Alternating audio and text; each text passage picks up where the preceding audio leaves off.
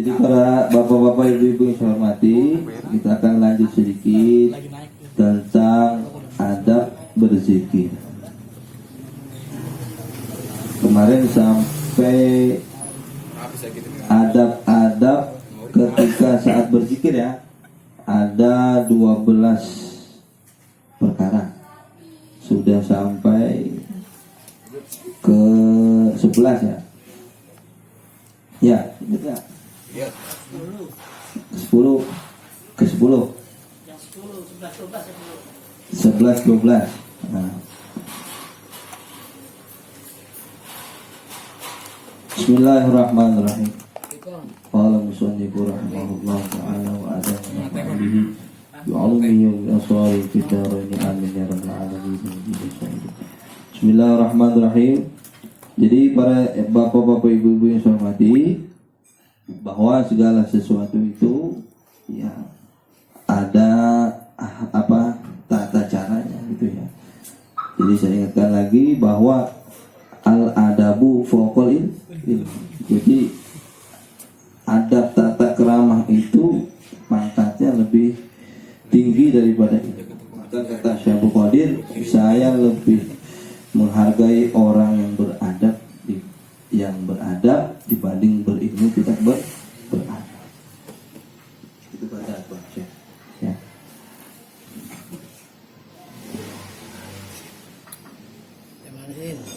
Jadi adab berzikir sebelum berzikir kemana ada berapa ya?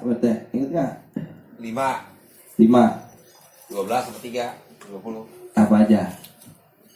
Pacaran 5. Tahu bilangannya doang. Iya.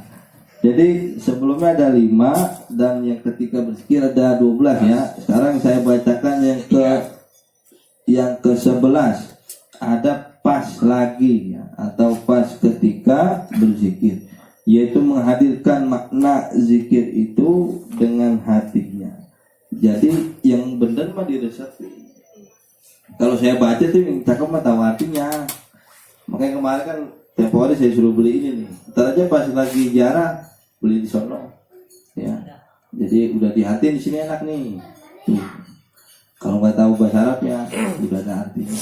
Udah ada ini lagi udah ada apa namanya lugotannya. Jadi Pasuruan enak sama mau beli apa ya. Jadi apa menghadirkan makna zikir yang minimal yang kita tahu, yang kita baca tahu. Apa yang disebut marakib? Marakib itu kan kisah, cerita tentang Tuhan Syahrul. Jadi dikatakan di dalam manakib para ulama, bi zikrihim tuftahu abwabus sama. Ulia. Kalau kita ngomongin ulama mah yang baik-baik, bukan ngomongin jelek kawan. Sul adab tuh. Ya. Kalau kita ngomongin ulama atau para wali, para anbiya, para rasul, para orang-orang soleh, apa yang kebaikannya itu menjadikan pintu langit terbuka. Contoh baca berjanji kan sama. Manakib tentang siapa? Tentang Rasul kita Nabi Muhammad SAW. Itu kalau dibacain pintu langit terbuka. Apa kalau udah kebuka kan kita meminta apa juga kan enak, ngelos. Ya. Jadi apa ya? Kita syariat tanpa doa juga salah. Doa doang tanpa syariat apalagi. Ya. Tetap kita mah emang disuruhnya doa, ya kan? Disuruhnya syariat. Kerja mah kerja, doa. Nanti tetap kudroh irodanya mah dari Allah. Barang jais kok. Gitu. Juga jangan menyandarkan segala apa ya, yang ibadah itu berhubungan dengan dunia, nggak ada. Ayo deh, sholat duha mulu, nggak kaya. Akhirnya apa? Itu kan. Makanya di adab zikir mah, ya termasuk ibadah kita yang penting mah ikhlas, istiqomah. Dia malam Jumat hadir di madrasah ngaji, ya. Istiqomah ikhlas, gurunya ngajar ikhlas, yang dengerinnya ikhlas, udah. Artinya buat nyenang-nyenangin begini nih, buat nyenang-nyenangin. Kita mah nih bisa dikasih sholat ama, bisa dikasih kekuatan sholat ama Allah mah udah bersyukur. Jangan mikirin terima apa kagak. Itu buat nyenang-nyenangin mah kata Imam Ghazali. Jadi buat nyenengin diri kita mah kita harus bersyukur. Ini bisa kumpul malam Jumat aja bersyukur. Banyak banget orang sehat pada nggak kuat kumpul. Banyak banget orang sehat pada nggak kuat sholat paling bagus. Kita dikasih kudroh irodah untuk bisa melaksanakan sholat aja udah luar biasa. Gitu. Ya, yang masalah diterima apa enggaknya urusan Allah. Tapi tetap syariat mana belajar fikih, takbiratul ihram gimana, gitu. Menjadi imam gimana, ya belajar dulu. Jadi makmum aja belajar dulu, gitu.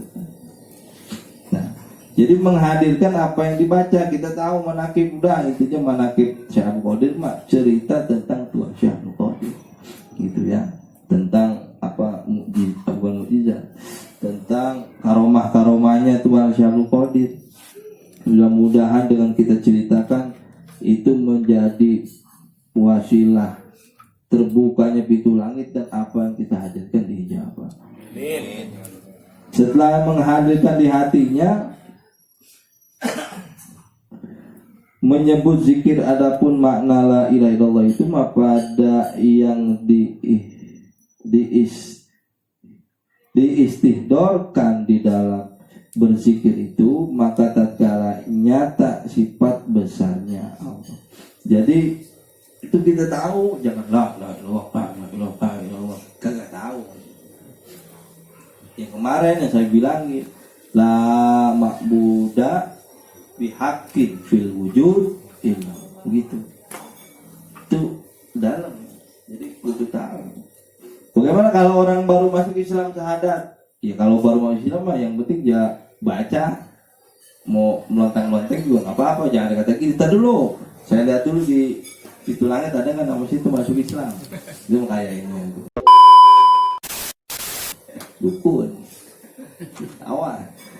Ya, jadi kalau orang mau masuk Islam mah buru-buru. Ini baca-baca depan gua sini, gua saksiin gitu. Jangan pakai nunggu-nunggu, ntar gua panggil buru-buru yang lama.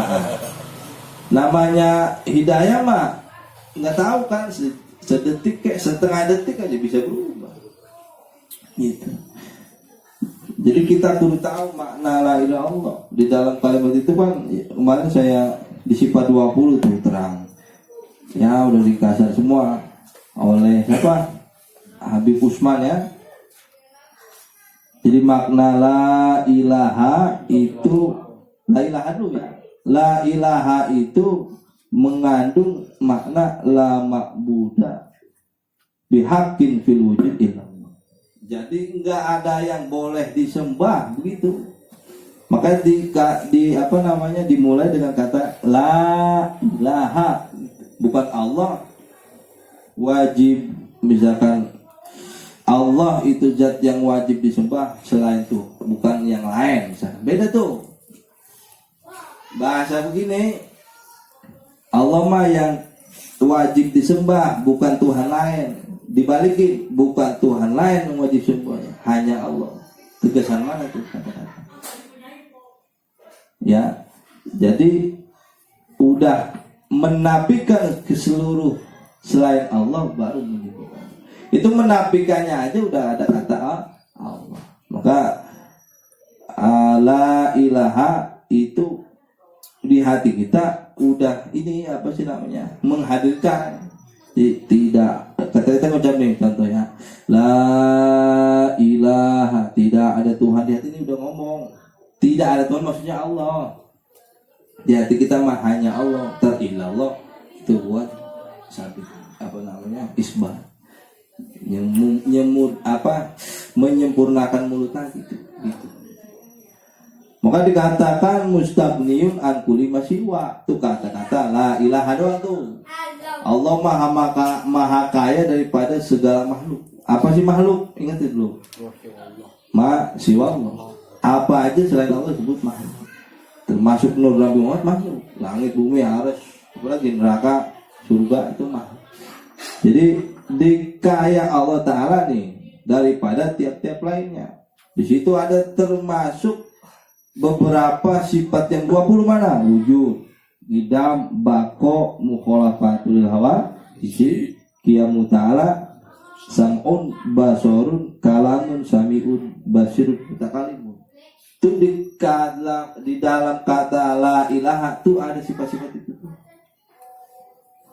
Wujud, ya ada gitu kan. Artinya mustaqliun di sini mencakup dari yang 20 wujud, idam, bako. Kemudian illallah ma muftaqirun ilahi kullu ma ada. Itu berkehendak kepadanya oleh tiap-tiap lainnya. Yang lain-lain mah butuh sama Allah. Itu harus kita paham makna tersebut. Itu baru la ilaha Allah. Makanya apalagi menakib panjangan lagi PT. Iya. Dimana ketika anak orang santri ibu-ibu datang ke Tuan Syekh, dia pengen mondokin anaknya sama Tuan Syekh. Di pondokan pas dilengok tuh anak dikasih cuma roti kering. Tuan Syekh itu makan roti kering. Tiap hari roti kering.